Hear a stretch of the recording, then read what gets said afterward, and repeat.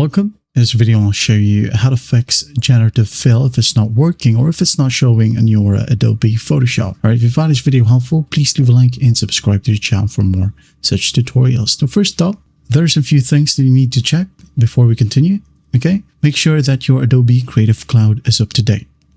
Also, when you go ahead and open up Photoshop, all right, make sure that you're currently connected to the internet.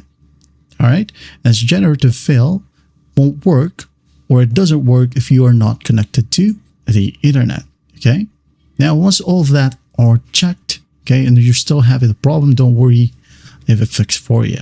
Go over to your search bar and type down Windows Defender Firewall. Okay, and here we have Windows Defender Firewall. Click on it. Now go ahead and click on Allow an app or feature right here at the top left. Now go ahead and click on Change Settings. All right. Once done, go ahead and check if Adobe Photoshop is listed. And do make sure that both private and public are ticked. Okay. If you can't see Adobe Photoshop right here, just click on Allow another app. Now click on Browse.